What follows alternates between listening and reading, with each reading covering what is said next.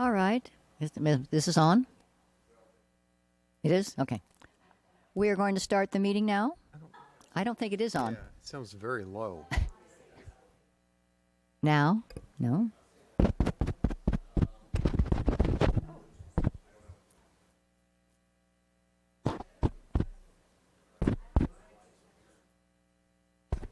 There we go. All right. It's 6 o'clock. Let's start the meeting. The record will show that the committee members are all here. We start off with public comments on non-agenda items.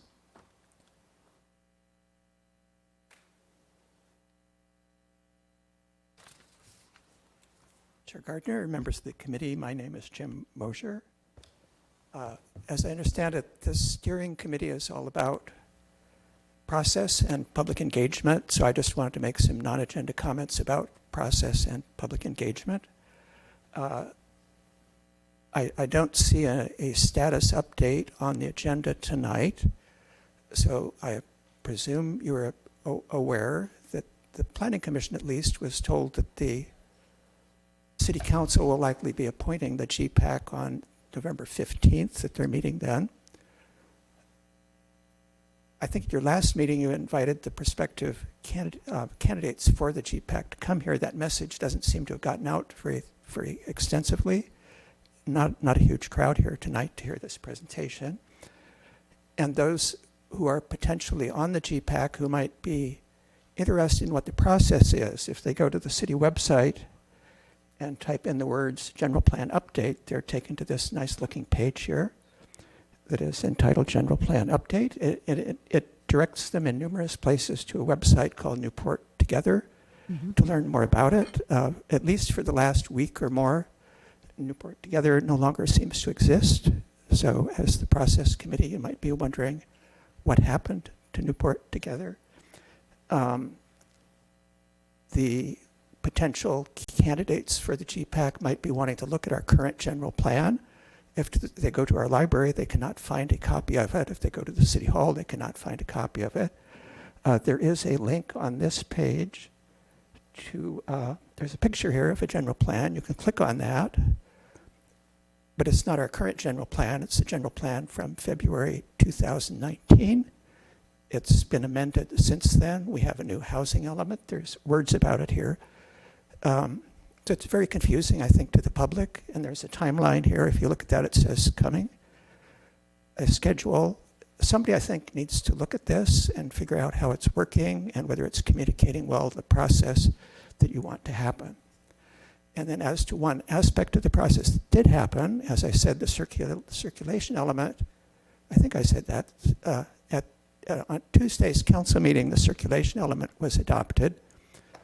And the council was told it was both kind of two divergent ideas of what it was about. One, it was an immediately necessary thing to come into compliance with state law, and another, it was a model of public vision for mobility in the next 20 years and was based on extensive public input. However, there was public input at a study session 2 weeks before that. There was some public input at the meeting on Tuesday. All of that input, except one suggestion, seemed to be totally ignored. And the council was curious whether the previous comments that the staff had received about the circulation element, how had that been processed. They were assured that the council, didn't need to see the previous public comments because the Planning Commission had carefully reviewed those. So I went back and looked at the September 8th meeting of the Planning Commission, and it's true in their agenda packet they saw all the public comments, but they themselves made not the slightest comment about that or inquiry as to how the public comment had been handled. So I think we have a problem both with process and with public engagement. Thank you. Turn the 3-minute off. As long as you don't go on, we can be flexible. Okay, have those names that we forwarded, have they been notified? Yes, we have reached out to those prior individuals that you recommended for the advisory committee. Okay. And there is an agenda item on November 15th to confirm those appointments or for council's consideration. With those appointments, again, with the caveat, we are providing the entire list for consideration. Right. All right. And then the general plan. I mean, obviously, I have the old print version, which is out of date in some ways. But is it true that ours isn't the one that they can access is not updated, is not current?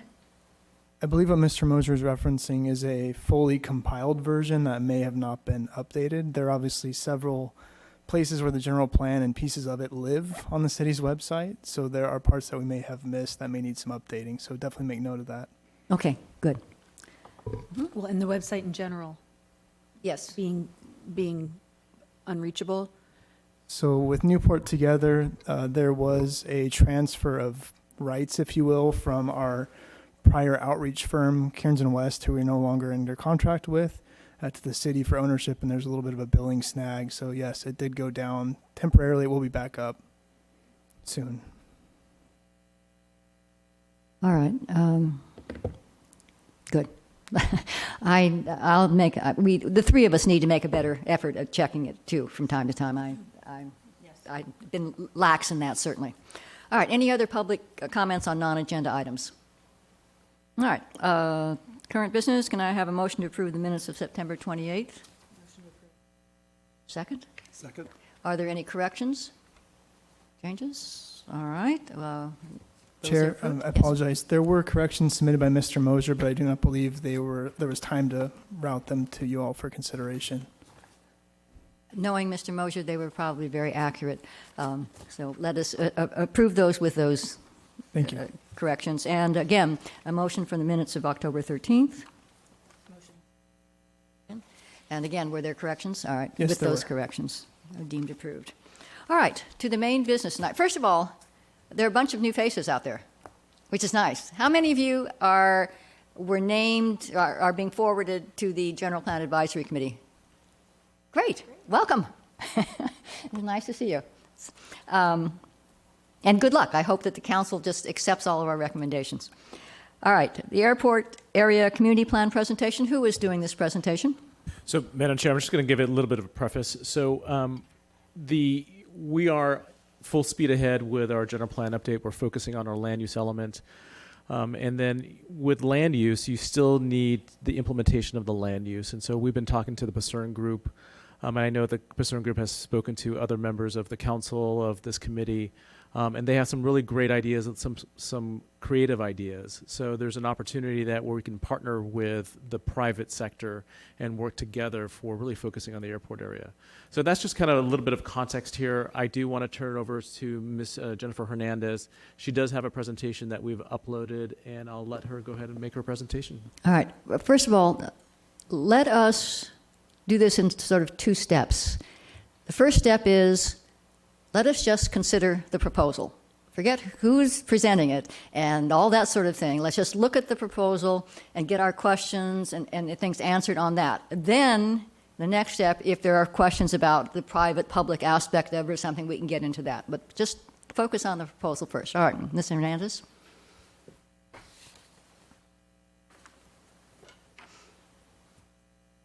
Thank you very, very much for the opportunity to present this to you today. I've been doing land use and environmental law since 1984 and did the UC Irvine Long Range Development Plan of 1987. So I've been at this a long time. It's always a pleasure to be here. I do practice statewide, and of course, a ton of now activity has occurred and continues to occur at a breakneck pace in the arena of housing. And so I'd like to present a tool to you today that we think can help maintain community character and frankly quality, which is superb as you know, and stay on the right side of these very rapidly evolving housing laws.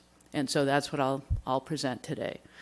So requiring technological prowess. Quick question. Yes, sir. Now, who are you representing? I'm representing the Pacern Group, Okay. which is one of the members of this airport subgroup area. And so in keeping with the direction from Ms. Gardner, I thought I would just leap into the presentation of a proposal first, and then we can step back and talk about the proposed sponsoring and partnering aspects of the proposal. But I Will you was describe gonna who leave they it- are and what they do? Sure. Would you like me to get into that now? or? I'd love it, yeah. Oh, sure. So there are 3 members so far of this airport group. They collectively comprise about 37% of the landowners in the airport sub-area. The group I'm engaged with formally is the Pacern Group, which, as you know, has done by far the most of the new residential product in the city, in the airport sub-area, such as One Uptown, which is up and running, obviously, and others. It's a quality of housing typology that at the locations it's at so far, we think has worked really, really well. But we're concerned about how the airport sub-area becomes a bigger community in the absence of a broader plan and land use plan. And that not only makes the airport sub-area work better for new residents, it also helps, we think, make it better for existing businesses, and frankly just echoes and restates, I think, the desire of some in the city to do an airport area sub-area plan quite a while ago, and it never quite got done. So we're back with a good idea, because sometimes good ideas aren't new ideas, they're just old ideas that were good then and are certainly, we think, good now. Okay, thank you. Absolutely. I don't know if I have a time limit or just we can No, talk. go ahead. Oh, okay, great. So I'm first going to talk about sort of the challenges created by some of the new housing laws to doing sort of orderly community planning, and then talk about the opportunity and the proposal, and then we'll get into the who and how kind of arrangements of a public-private partnership last, if that's okay. So we all know there's a housing crisis. We all know RENA process was painfully and unsuccessfully litigated in some ways, completed. The city, congratulations, is among the very few in Southern California that has an HCD certified housing element. That was a ton of work. And frankly, it is an achievement that I think took a lot of courage on a lot of people's part. And now we're sort of in the implementation process, if you will. In the olden days, like last year, not quite, we would go from a housing element update to a general plan update to zoning, and of course, Green Light Initiative compliance and CEQA compliance. It was a kind of orderly process. And that is indeed the process that is in the proposed housing element that is now the certified housing element. So the city is on this process. It's orderly. I think it'll result in a good outcome. It will take a couple of years. The probably first thing to know about the new housing law is that they don't wait for cities to catch up with other general plan amendments or other zoning amendments or other initiative votes. So the new housing laws, and there's a whole bunch of them. There's been more than 100 since 2017, and it's impossible to keep up with all of them, I got to tell you. But many of them applied directly. For example, the newest and maybe most splashy of this year's laws, which is AB 2011, makes residential development a by right use on commercially zoned property. No general plan change, no zoning change, no CEQA, no planning commission, no city council. SB 6, which is a similar law, does the same thing. It takes commercially zoned property, residential. And there are issues about whether or when it's going to be used, but I just offer that up as an example. There's also no pause, and this is one of the questions Mr. Tanner raised, and I'm just going to weave those answers into the presentation, if that's okay, to the extent I remember them all. There is no pause in the city's obligation to consider and approve housing project applications while this orderly general plan, zoning update, EIR, green light vote occur. So there's not a state law pause point. All the various laws continue to apply, and they all apply a little differently, and I'm not going to try to summarize all of them. The bottom line, though, is that the legislature has seriously moved in to what was formerly very much a local control space. And in a variety of laws, again dating back to 2017, has usurped local control, either completely or under some circumstances. Old law requires the city to make progress in moving ahead with RENA compliance and causing housing production to occur. Again, even while this orderly process contemplated and planned and endorsed by HCD for the general plan overall update and conforming zoning code and amendments change. So that's a problem. We've got a state law clash with a very, I think, thoughtful and rational local process. And what do you do about it? Well, before we talk about maybe solutions, I wanted to just kind of highlight a couple examples. Probably, again, the most splashy of just the last few weeks ago is the 4,000 housing applications that the city of Santa Monica staff woke up to and like, wait, what? And Santa Monica went through, I do work there as well, a very thoughtful process of accommodating new housing, primarily in a downtown core, primarily near transit, primarily at a higher density than the city ever, I think, would have contemplated some years ago under the leadership of Rick Cole, who was the city manager at the time. And they thought they'd kind of done their share.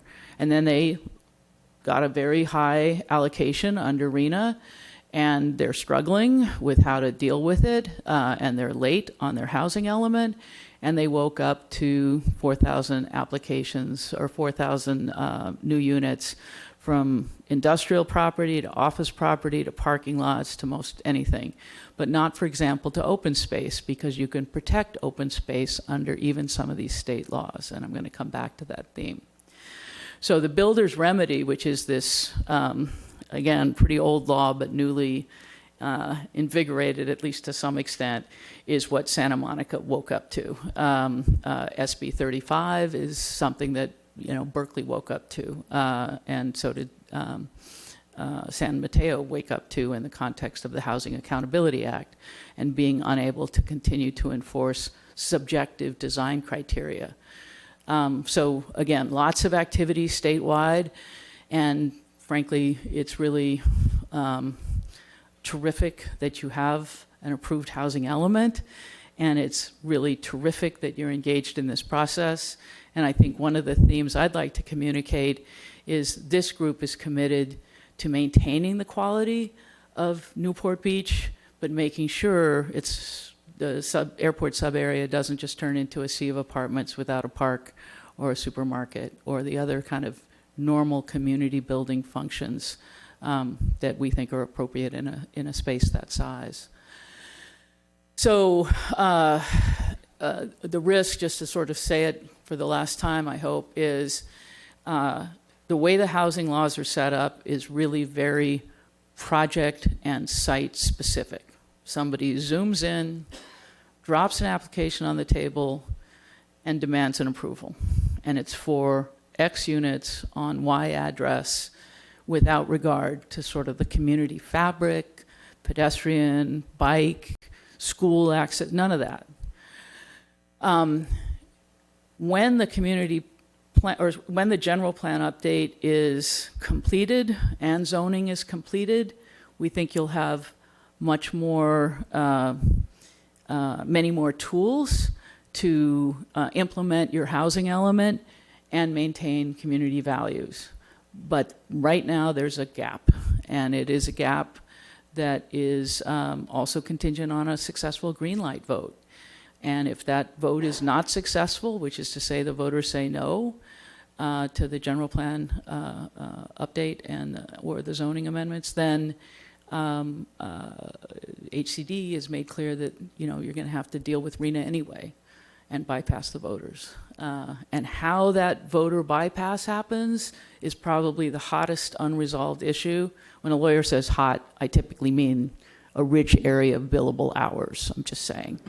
But I was on the phone, non-billable, with a handful of lawyers for almost 2.5 hours struggling with how these initiatives work under the new housing laws, because there's a lot of ambiguity, and I don't propose to get into that today, but I am working with Yolanda, your city attorney, and we'll be working with her on that sort of whole swarm of topics. But we understand and respect, of course, completely the current process of general plan update with EIR, community, or zoning, and then the vote. So that is not what we're talking about. That is not the proposal. That continues. What we do propose that you consider, and it is a proposal for consideration, is this tool that state law creates, and it's called two different things. They're slightly different, but the same thing. A community plan or an area plan, both allowed, take a subsection of the city by geographic boundary and say, okay, we're going to actually plan this ahead of, separate from, concurrently with, but it's going to have its own sort of mini general plan. And in particular, kind of a mini land use element that says in this sub area, this is where we actually do want to park. This is how we actually envision these various uses, both existing and planned, being harmoniously managed in a way that enhances as opposed to detracts from community values and existing quality of life. So in its simplest form, because the airport sub-area is pretty geographically distinct from the rest of the city, and because it doesn't have a kind of established neighborhood representation, there are obviously residents in the newer apartment buildings, but they're new. We would like to suggest, and this is the solution set, that especially during this, gap period before the general plan update, zoning update, EIR, vote, God forbid, CEQA lawsuit or anything else that could delay it, but that the airport sub-area is a really nice opportunity to both plan and implement new housing that'll keep the city on target to meet its RHNA goals, including for affordable, while the rest of the city can proceed as it needs to proceed through the general plan update, zoning code update, and EIR and initiative vote. So that if that's delayed, or if there's a glitch, or somebody sues in the general plan update process, we'll be rolling ahead with housing in the airport sub-area and stay on track for the city's RHNA targets. Once the city gets off track for the city's RHNA targets, then a variety of penalties and loss of local control apply, and we don't think that that's in anyone's interest to try to do. So it's a stopgap, but again, a real easy example is most of these state laws prohibit new residential construction of these kind of by right types on land that's, say, zoned for open space. Well, there's no land out there right now zoned for open space. We don't have a park. We think it would be good to have a park. And if there's a community plan that's fast-tracked, we think we can have a park. And then plan accordingly, plan the retail accordingly.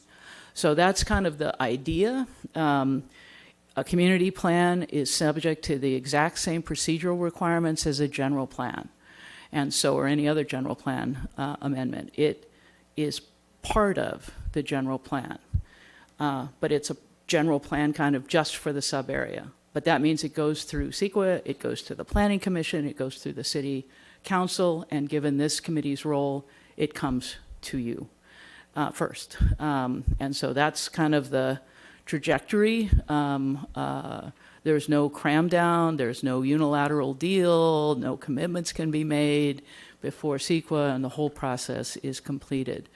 But it is a smaller geographic chunk of the city. I don't mean that chunk to be inappropriate, I just couldn't think of a better word right now, that we think can benefit from a more expedited process pathway that's maybe a little less controversial, given that most voters are not there. So that's kind of the concept. This is now just some information. The airport area residential projects that are either approved or in the application process total almost 3,000 units. It's anticipated these projects will increase the resident population of the airport area by over 7,000 people. These are projects that are coming in or have come in through city law, through state law, as one-off projects, including one-off projects by the Pasern Group, which is one of the primary sponsors of this effort.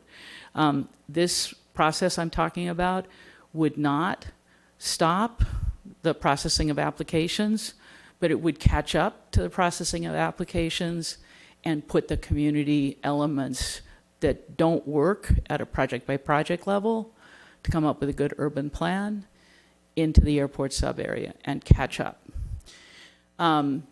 We think that in the absence of this kind of expedited effort, this area is particularly susceptible to one-off projects over and over and over again until it's a sea of apartments and the community values that would otherwise have been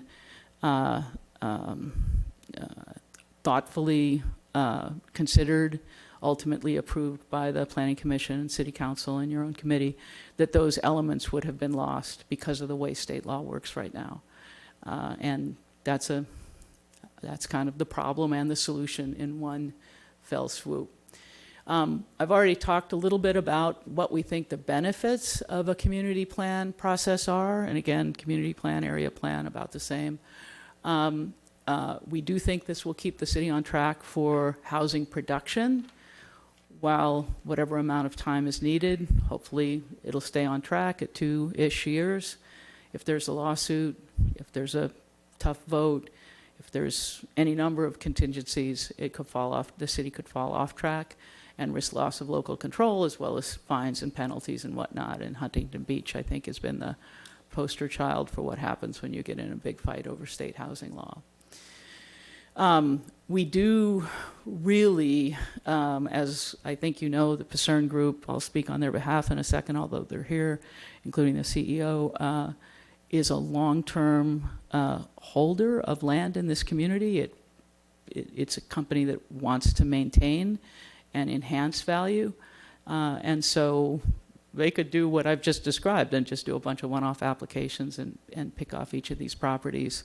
And everyone would lose a little bit, especially the people who are living there, by not having access to the kinds of parks and open space and other attributes that the community is well known for. So it's a little bit weird to have a developer say, let alone a trio of developers collaborate and say, hey, we'd like to help make sure this area reflects community values and keeps the city on track for RENA, so you maintain full control over the rest of the city for a much longer period as you may need, or may not, but at least this will get you a head start. I'm ready to move into the who, but I'm happy to pause right now and do a little bit more of the what or answer questions. I have some questions. Go ahead, Kimberly. My first question with all of this was really if you can define or explain why it's a community plan and why this wouldn't be a specific plan. Sure. So a specific plan is also a creature of statute.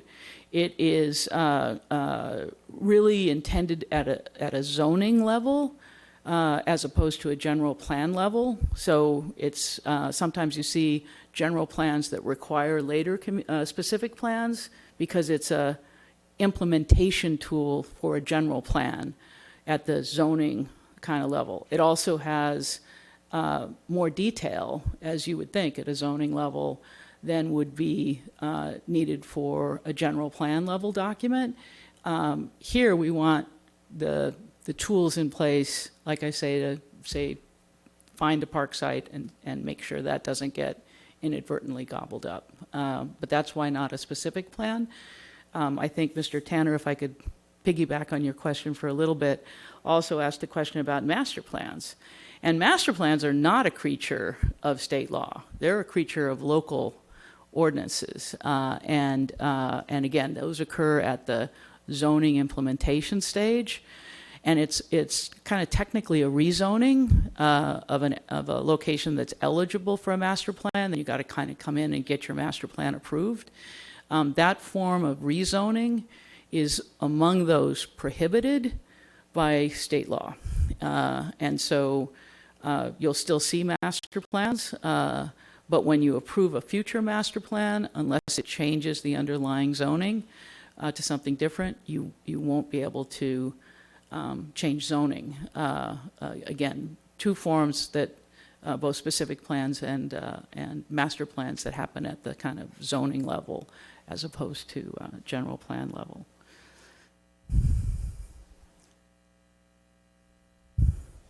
Go ahead. Go ahead.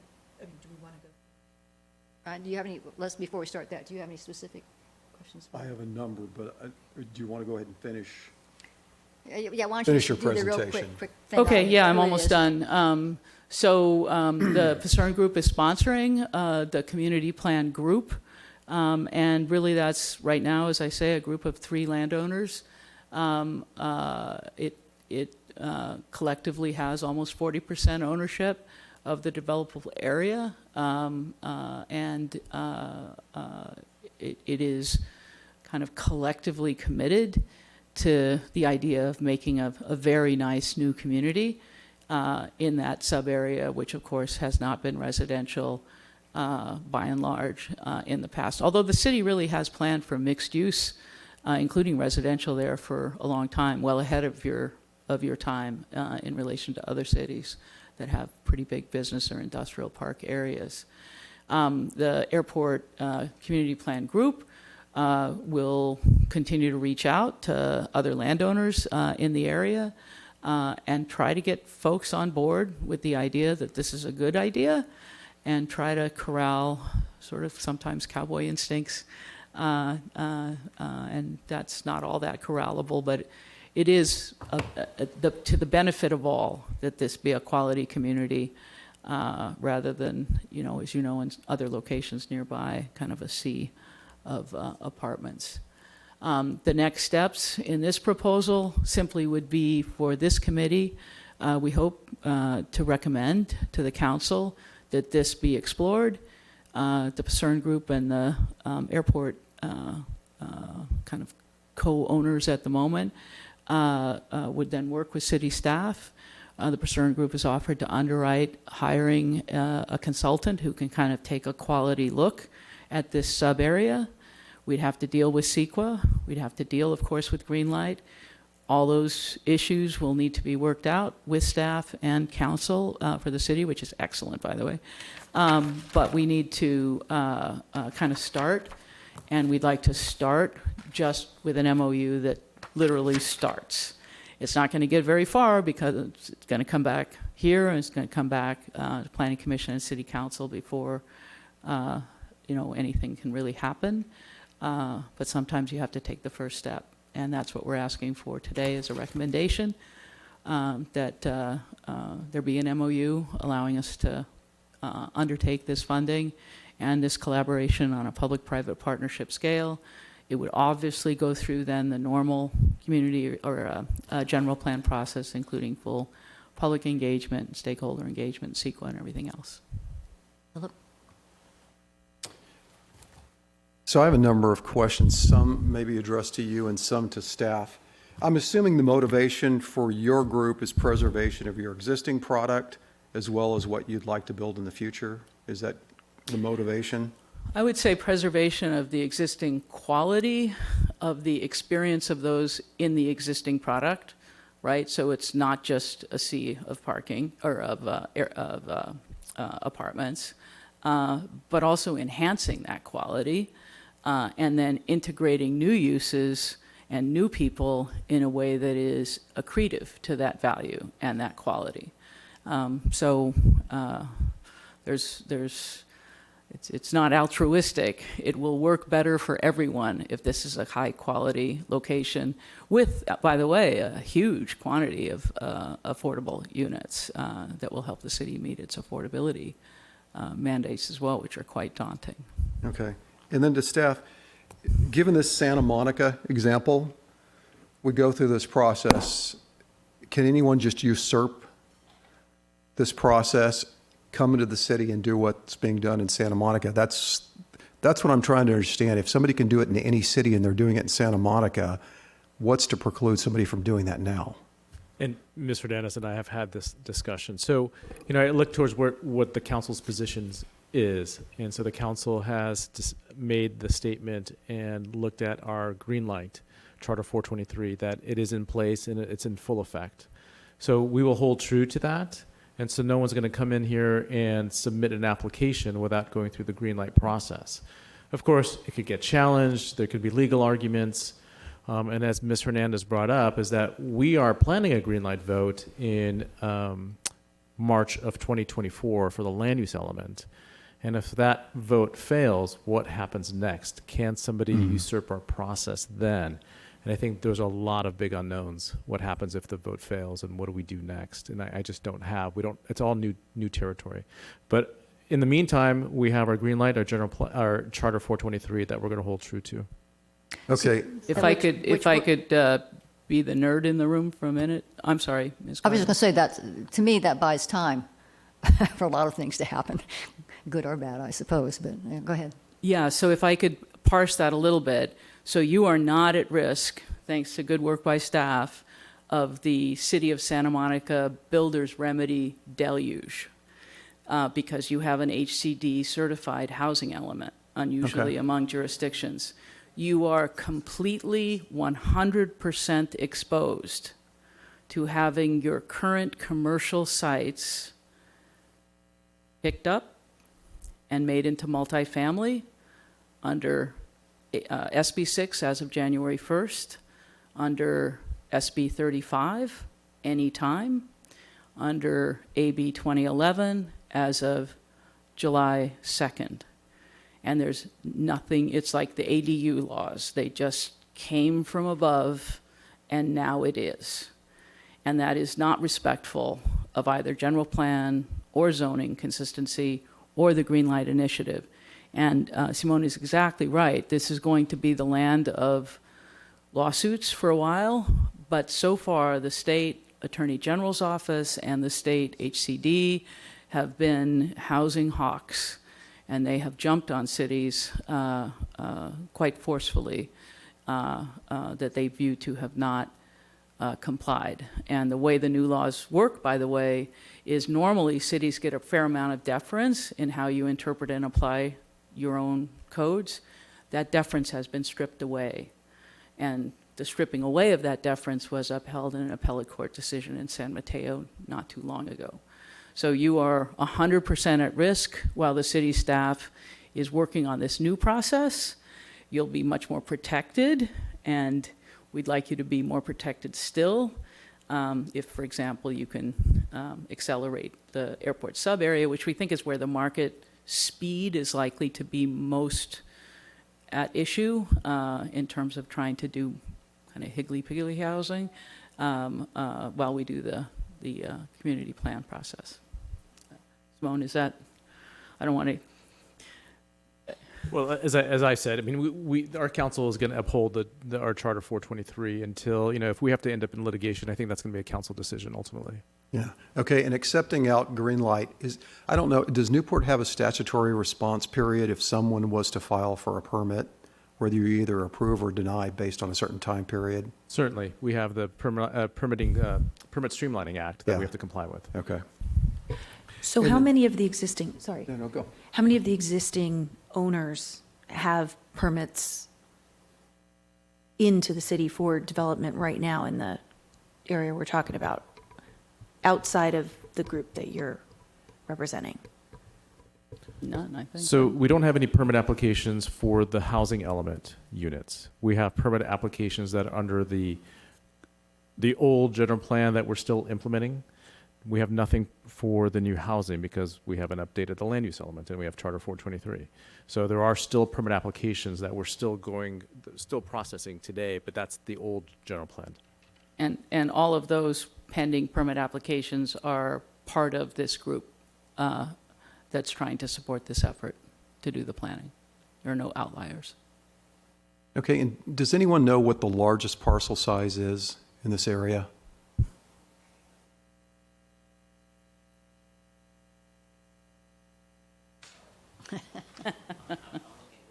The reason I'm asking, I assume none of the property in this area is city-owned. So we have multiple small parcels. How do you envision getting green space with such small parcels? I just don't know the size and scope of some of these projected projects. So I'm Ken Pacern, the CEO of the Pacern Group. Under the 2006 general plan, we have, I think, up to 6 projects that we will be developing over the next 2 to 3 years. Most have been approved, 2 are in application. We know this area very well. We've made a huge commitment to it. When we're done building out projects under the 2006 general plan, we'll have just under 3,000 units in this airport sub-area. And you're correct in saying previously that we want to maintain the integrity of this area. It's important to us. I think if you ask people in town how we approach things, we're very collaborative. There are all kinds of sites in the airport sub-area. There are 10-acre sites, there are 6-acre sites, there are so you have a mixed number of small sites, medium-sized sites, big sites, and that's our concern. You truly could have lose control of the integrity of this area during this time, and that's our concern. We're honestly very concerned about it, and that's why we're before you. Yeah, and I understand, and listen, I love the idea of planning this and understanding the green space. I'm just trying to figure out, with multiple small parcels, how do you get any scale in terms of green in a project area like this? Yeah, you don't. You have multiple small parcels, but you have multiple medium-sized and large parcels too. You still have 6-acre sites, 10-acre sites. You have quite a few. So it really runs the gamut. So you wanted to add something? Yeah.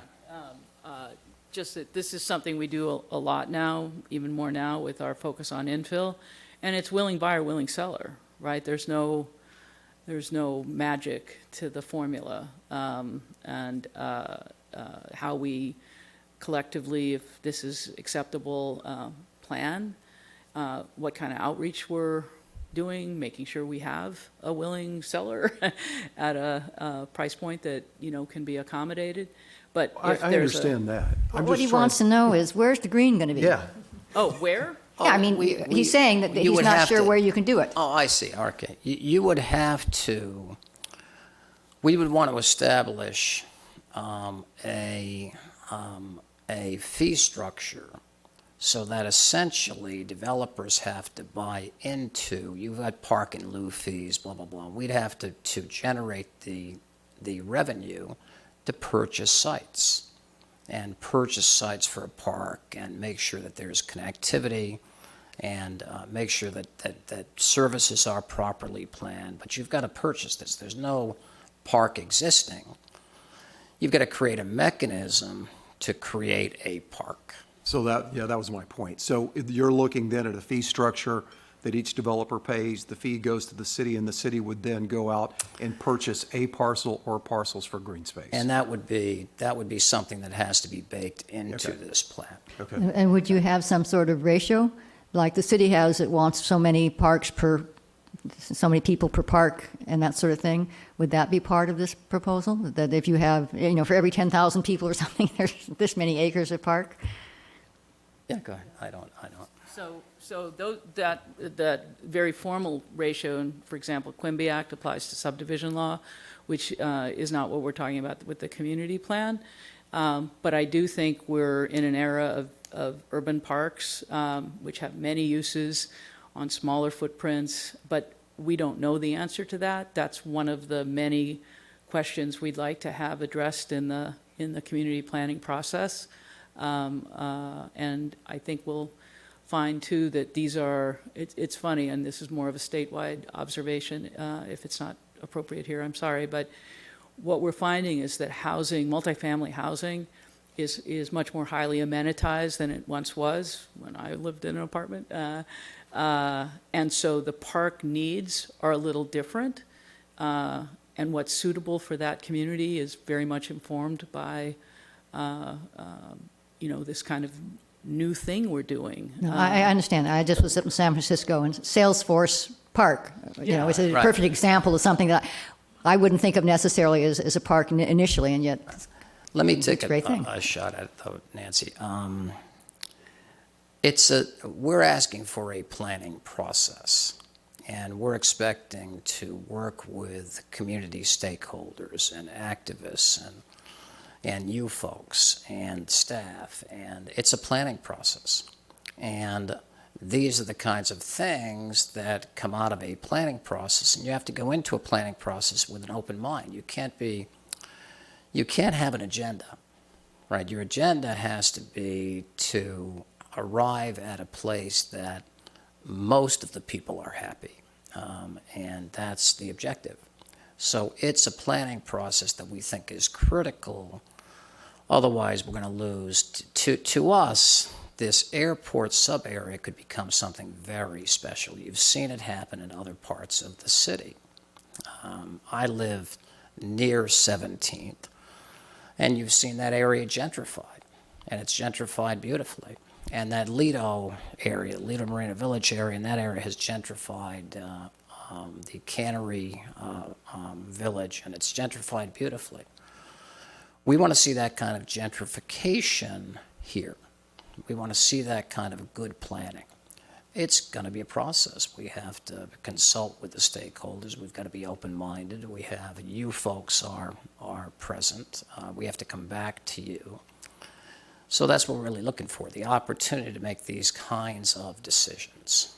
We represent, personally, in the last 12 years, I've made a huge commitment. I don't know what the I probably own 20% of the sites in the housing element. And then the other two people that actually I have partnerships with own another roughly 20%. We're aligned with you. We all want something good. So there's an alignment by virtue of whether we're for-profit or non-profit, we're aligned. So. But no, there's a review process, obviously, so that we say, oh, no, we need more green. Right, exactly. All right. How long do you anticipate this process taking? That's a good question. That's Yeah.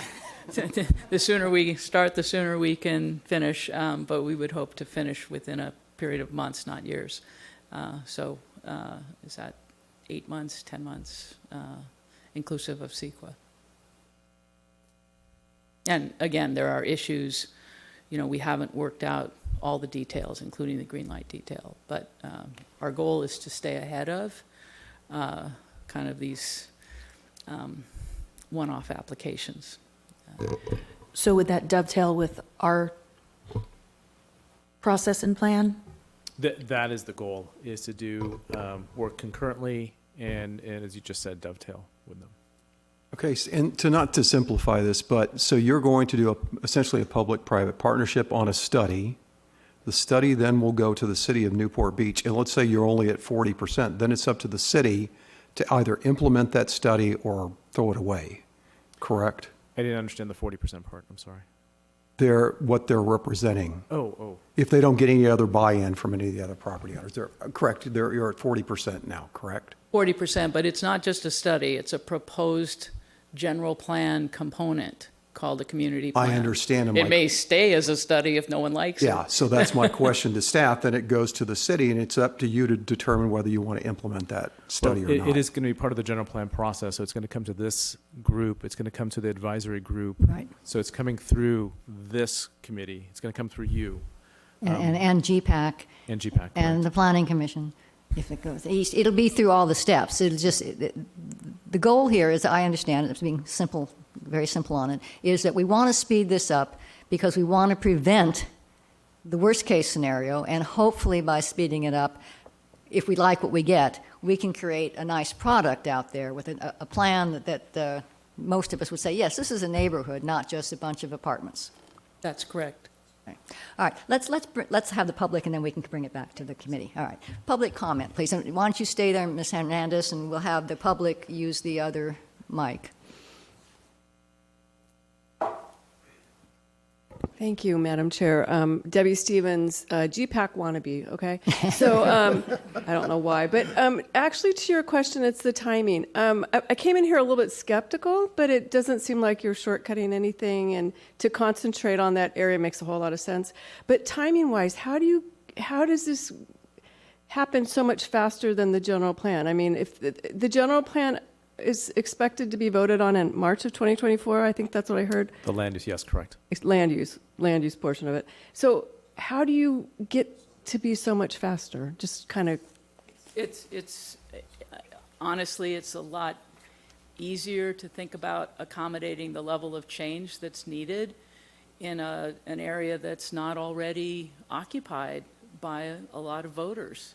And so I don't think anybody wants to rush the general plan, and I think it normally takes a good bit of time to do it right and to do it respectfully, and then, you've got your CEQA litigation option for someone who is cranky, and sometimes that happens, and I kind of make a living at that, but we don't think that's as likely in the airport sub-area as it might be, for the rest of the city. So it's just And you see it as being less controversial would be, okay. That great, would be the thank you. short form answer, Yes, but I'm a exactly, lawyer, so exactly. I'm sorry. Can I offer a perspective? We're the only owners. Please speak into the mic. Oh, so they sorry, get that. sorry. We're the only owners from the airport sub-area here tonight. It's a fragmented group of owners, and that's part of the problem. It's a fragmented group. The rest of the city is not as fragmented. And you've got population, you have voters, So the general plan amendment outside of this area is going to be a very challenging process. And this area, we think we can pull this together pretty quickly, do something cool, do something with integrity, and that's why we think we can do it faster. So. Other questions, comments?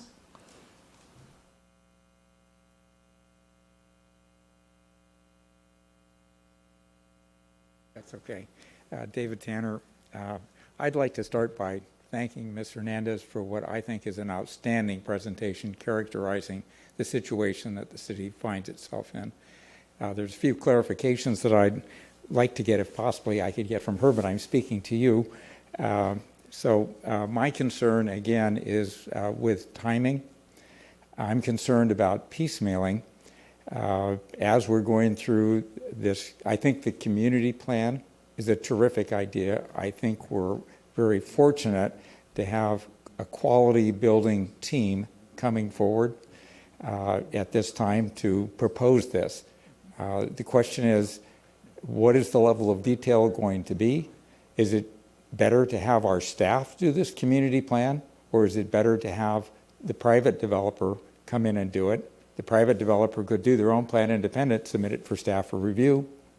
They're saying, we want to work together. It's going to happen one way, any way that it's looked at, they're going to have to work together to get through staff. So, why is it better for us to do this? I think one possible benefit to the city might be if this MOU were approved, and I'm not suggesting at this time that it be approved, but if it were approved, if I was the applicant and the other three developers, I would go in the land acquisition mode to try and acquire as much property as I could so I could have a master plan that I controlled. And I would also like to see, for the land that they control during this community plan process, which I think should be tied directly to the general plan update. I don't see how you do this in advance with CEQA while you're doing CEQA for the land use element update. I just don't see this. I think that's piecemealing.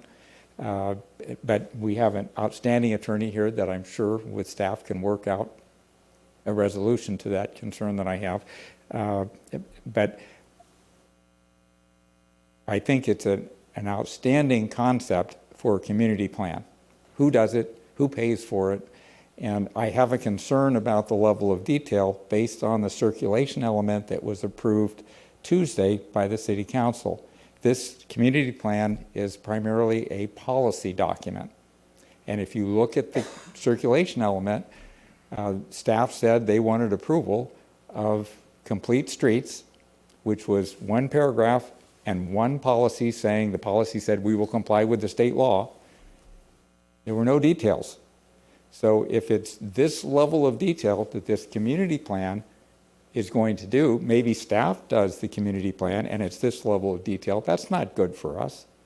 Because we need something more like a specific plan that says to the developers, here, the developer says this is exactly what we're going to do in detail. They do the environmental impact report, which I think would be required, not something less, and then future development can come in and rely on that environmental impact report and say, here, we don't have to do any additional CEQA because we're consistent with a specific plan, rather than saying, here are these policies, and now we have to do our own environmental, which I'm sure, given this city's history on approvals, they won't require much. They'll say it's an addendum to something. So there is this concern I have about the level of quality of the plan. I think we have an outstanding team here that has come forward and presented a really viable proposal that the city should consider. So that's my concern. Thank you. Thank you. So any comments, response on it, things like piecemealing and Sure. Well, I'll start with the fact that my license plate is CEQA Nerd, NRD, I don't know how it happened, but that's what I do. So we have actually a lot of activity going on concurrently in lots of jurisdictions. There is an important coordination effort that's needed, whether it's on infrastructure or on cumulative effects, to make sure there's no piecemealing. It is just a professional practice, and you honestly have a top flight team at the city, and we love working with them. So I'm confident we will comply with both the letter and spirit of CEQA and make sure this is appropriately back to you. As to the level of detail, if there was one site owner, we could go straight to zoning and general plan amendment and do all the kind of normal application of one owner. But at a multiple owner scenario, we start with the general plan because that's the way state law works, and this is just a geographic sub-area of the general plan. As to level of detail, it has a land use map, it has the circulation element inside that land use map that has to tie in obviously to the rest of the circulation element and other policies of the general plan. It has text. It looks like a piece of a general plan relating to land use designations, policies, the rest of it. So I think you'll find it pretty familiar. But it can't be a zoning level document because we can't have the cart before the horse, which is general plan consistency first. yeah. Well, as I say, one of the things that is of comfort to me is the review process. That we're not hold on, Dan, hold on. We're not simply saying, hey, you get to do a plan, and yippee, you get to use it. That it goes through a regular process, which obviously has built-in protections. Other public comment? Wait, can Yeah, I go ask ahead, you- So to that point, how do you envision, I assume you're going to go to a consulting group that specializes in this. How do you see interacting with staff? Do you complete it and then show it to staff? Is staff part of that process? Yeah, the way we would propose to do it is collaborative from the get-go. Selection of who, consideration of scope, the refinement of what the content looks like, what are the kind of key elements, how do we make sure we're doing, what's required by law for a community plan, as one example, what's required by law for CEQA, as an example. So we really see this as a public-private I don't want to use the term partnership because sometimes that implies sort of a fiscal, really, it's a funded effort with a sort of managed process through this MOU that's with staff alongside at every step. And there's no sort of controller and then, hey, Simone, it's Wednesday afternoon. I need your comments by Wednesday night. That's not it. Okay, so that's it, was going to be my second point. Does staff have the time, given everything that you guys are working on, to be able to engage in this wholly? Yes, Ben has the time. Lucky Ben. You No, didn't but want a this is an nightlife additional- anyway. This is an additional amount on top of everything that staff's working on. So I'm serious in that question. Do you Yeah. guys foresee the ability to do this?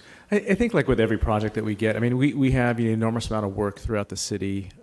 We manage our time really well. We're excited about this opportunity. Okay. We are recommending that you do provide that recommendation to the city council on this, and we'll figure it out like everything Okay. else. And, we do have outside consultants that we use to augment our staffing to help us with research on not this, but other projects that we're working on. So we figure it out. Thank you, though. All right. Before Mr. Tanner, I'll give you a second bite at the apple, but first we'll have the others. Good evening, Chair and committee members. Nancy Scarborough. I have a comment and then I have a couple of questions. First of all, if we have to go to a green light vote, public outreach is going to be huge because we need people to agree to vote yes on this kind of development, which Newport Beach is not used to. We don't usually do that. So I think that by having some examples of successful projects or programs that are bringing quality planning together, I think that we have something that we can market to the general public as, okay, this is not out of control, and we are watching this, and we can make this happen in an organized and thoughtful way. I think that public involvement in this is going to be crucial from the very beginning, including some of the planning, because I don't see residents hearing about this after it's all done and then saying, oh yeah, that was a great idea, I'm glad. I think that people appreciate being involved in that process makes it more palatable. It makes them, they are involved, they have something, they're invested. I would agree, but I would comment that every time, in every meeting, when they said, where should we put more housing? I mean, it's much more open to the airport area than any place else. So I that agree. is I think this is the perfect place to try this, and I think that's a great idea. My two questions are, would this contemplate or address anything having to do with the school districts? Because the airport is in Santa Ana School District, and Newport Mesa is the rest of the city, and that is a marketing thing for the airport area. People are not going to want to move to Santa Ana School District, so you're going to have all adults, not many kids. So I think maybe that's just a side comment. And the second thing is, would this community plan in any way eliminate the need for the green light vote? I know there's a lot of new laws. I haven't been able to keep up with them, and so I'm wondering if this is something that's not going to go through that full process. Thank you. So we have not worked out all the details on schools, on green light, how, when, on community outreach. Again, this was exactly, I think, what you're asking for, which is the early engagement stage. Does it make sense to start? And that's where we are today. Okay, thank you. All right. Other public comment? Chair Gardner, members of the committee, my name again is Jim Mosier. Obviously, the cynical view of the presentation would be that 37% are trying to buy control of what will happen to the 100% in the area. One thing I heard that didn't make a whole lot of sense to me, maybe I misunderstood it, one of the goals of the plan was to encourage gentrification of the area. And when those people put all the Legos there, they thought it was a location for affordable housing. And gentrification seems kind of the opposite of that, which then would force the affordable housing, which is our big problem, elsewhere in the city. Yeah, I think that was a term you might want to rethink. And then what I really didn't understand, we heard at the beginning that the gun that is held at our head that is wanting us to do this is that we are at 100% risk of our commercial areas turning into residential. And I didn't see how this plan prevents that from happening in the airport area. It seemed like it still could. And if we're facing that risk, and if this is magically the solution for that, don't we have to be pursuing it to protect the other areas of our city? Couldn't overnight Lido Marina Village, which is a commercial area, suddenly turn into a high-rise residential complex if that's what the new laws are allowing us to do, or Balboa Village, or McFadden Square, or Corona del Mar, or whatever. So I didn't understand how this avoids the risk. And if it does, why we don't need this just as urgently everywhere else. And also, I would point out this is not totally different from what we currently have in our current general plan, because it does, in the land use element, define different neighborhoods of our city, and we have different policies for the different neighborhoods. So they are all treated differently. And since 2006, these projects in the airport area have not been all one-off projects. We have an integrated conceptual development plan that was developed back in 2006. Many of Mr. Pacern's projects are implementing that, which had parks built into the conceptual plan, as I recall. It's not totally different, and somehow I'm not sure what the risk is at the moment, but I'm slow to understand things. And then continuing on the cynical aspect of this, I believe one aspect of a community plan is it's detailed enough that it will have its own CEQA process, its own environmental impact report, and the developers taking advantage of it won't have to do any further environmental analysis. And these are details probably not of concern to this committee, but we hear the MOU is to get a consultant who is the city going to be paying for the environmental study for the benefit of the developers that they would otherwise have to pay on their own? Is that part of the motivation for this? So those are my comments. Thank you. Particularly, I mean, as far as the developer paying for the EIR, that's a council thing. The council can worry about that. But the big issue is, how does this help? I mean, what does this do? Why doesn't this commercial building still just go up if we have this particular plan? Let me address just a couple of things first, and Jen will take that. What I meant by the misuse of the word gentrification is in the airport sub-area, we have mixed income projects. We're a big fan of mixed income projects. We have a project at One Uptown Newport that is 80% market rate and 20% very low income. And it works well. You know, the joke that we tell people is, before we had any affordable housing people living there, the market rate people would complain, oh, those affordable, that must be those affordable people. And we would say, well, they're not living here yet. So mixed income is proven. It works well. It doesn't mean that you won't have 100% affordable. The problem with 100% affordable today is there's not funding for it. The state just doesn't have the funding for it. So we expect mostly mixed income in this area. You'll have some 100% affordable. We think seniors works well with 100% affordable, so we certainly will be considering that. But we're really looking for a village concept. The second thing was, why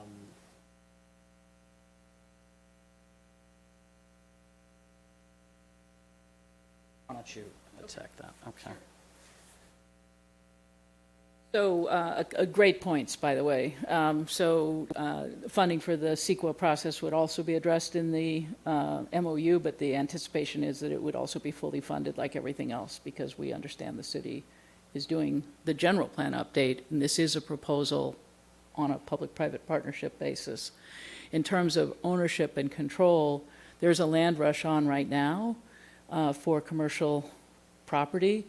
And some of the struggling office properties are struggling indeed. And so there's a little bit of unfortunately, is a speculation in that market. It's one of the reasons why we think expediting approval of this process will make speculators less inclined because, for example, to your question, what's the benefit of this? Once you actually have a general plan designation for open space, a general plan designation for, say, retail, and I'm just making this up, and you've otherwise accommodated your RENA numbers in the rest of the sub-area, now you have an enforceable program and an enforceable general plan in the context of this sub-area, which is community plan, which is somebody who wants to buy up that park or that retail site, or build something that kind of doesn't make sense and offends a bunch of people, you know, and how is that enforceable? Through things called objective standards. We used to do planning with, you know, character of the community, and we'd figure it out during design review. Those are not very enforceable anymore.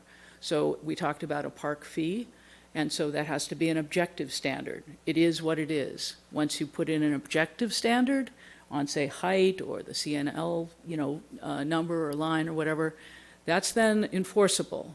So right now, it's all a little loose. If there's a community plan, and I got lucky and I bought this little commercial property, and I say, hey, the state says I can go put in whatever I want to put in. I cannot put in, I have to do certain things because of this community plan, or can I still just build what I want? No, you have to now do certain things because of this community plan. Which the city has approved and put into place. And that's I think the last maybe of the comments is there's no secrecy here.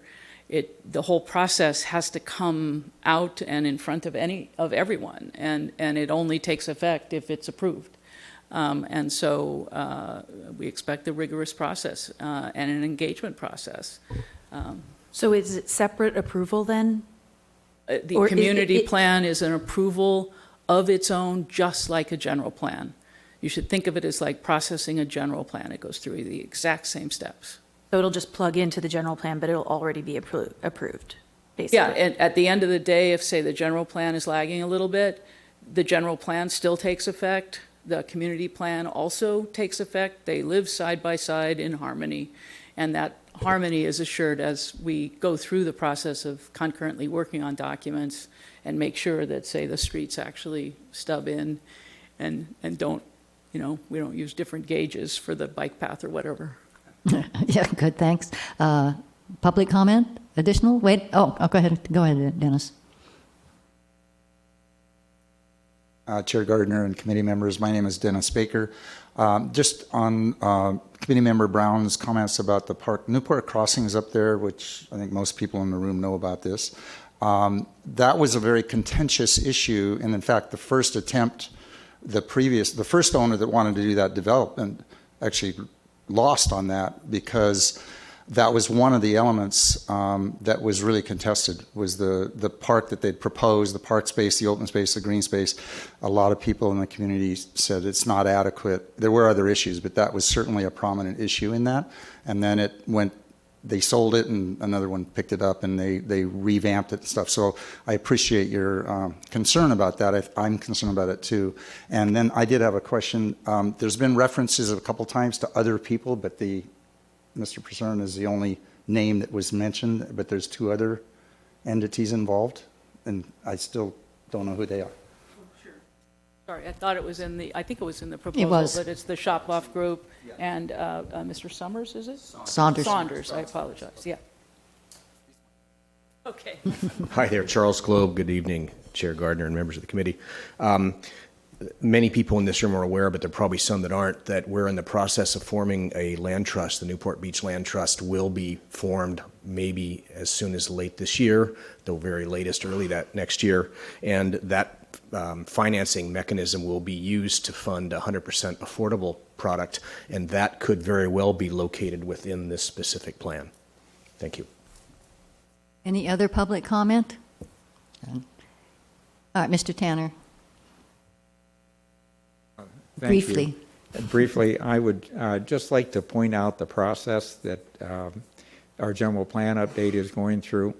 The first thing that will be acted on by the City Council is the CEQA document.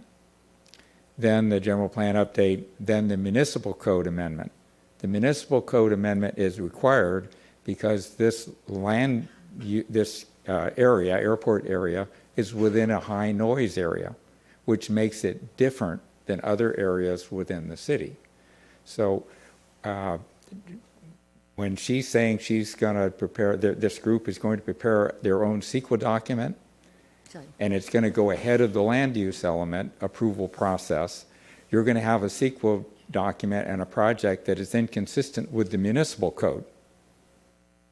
So how the city council is going to make overriding considerations or somehow approve this ahead of the land use, the general plan, land use element update, I don't know, but she's a brilliant attorney and hopefully they can figure this out, as well as environmental justice, which is going to say you can't put all low density in a high noise area. So there's a whole bunch of things, and I'm glad we have an applicant like this or applicants like this willing to tackle this because it's a big burden on our staff that I'm sure they're having a very hard time getting answers to. So thank you. Yeah, Sure. So I certainly wasn't intending to suggest that we would just prepare our own CEQA document. I think we have to work out kind of the consultant and staffing, scoping, and everything else in the same way. The noise element, though, is an interesting example because the current CNEL line was built on old technology. Engines have gotten quieter. It makes sense to take a look at it. And ta-da, CEQA allows us to do that. And so one of the great uses of CEQA in this process will be to actually consider whether that line is still the right line. And there's no suggestion, I don't think, any presupposition at all that we can or should put low-income housing or maybe even any housing in the airport noise zone. And there's also height. Sorry? You would be using? No, we're looking to have this be separate and hopefully a little expedited, but very much consistent. So for example, we look at the same cumulative analysis, right? The city has its housing element as its cumulative analysis. The cumulative analysis in this document would be the same. We're not going to get out of sync. Okay. So, but you're right, it's complicated, and for me it's fun, and I think for this group it may not be fun over time, but it certainly is very exciting as a way to add value to the community. Any other public comment? All right. If you're Usually allowed- we don't allow twice up, but I'm just so flexible. Yes, I appreciate that. It's very, very good. I just wanted to comment on the comments of the confidence the committee has that this will not be the final plan because it will go through the process. In my experience, when things are kind of full-baked as this would come out of this group, it's very difficult to change them, and very little change usually happens to them. So in an ideal world, and we don't live in an ideal world, I think the community citizen input should come at the beginning rather than at the end, and it would be really nice if the developer group was offering to fund kind of like a little subgroup within the GPAC that would be developing this plan with input from them rather than privately controlling and developing it. So I think that would be a better approach. That's an interesting idea. Yeah, I guess my only comment to that is you're not looking at are you looking at implementing densities as well in the study, or is this purely about green space and master planning? Oh, it's the development and open space component that you would find for a neighborhood in the general plan. So it definitely will include, areas suitable for residential and not, for example, given the noise line. No, I And understand. so, But and from it a- would be, of course, be worked collaboratively with the staff and, public input as well. But there's not a, here it is, take it or leave it, Thursday afternoon sort of play. Yeah, my only comment, if it offers fresh new ideas, it's not incumbent that the city has to approve this. It's going to go through a rigorous process. I trust staff in that. I like seeing new ideas. I think that's a great idea. I like it. Kimberly?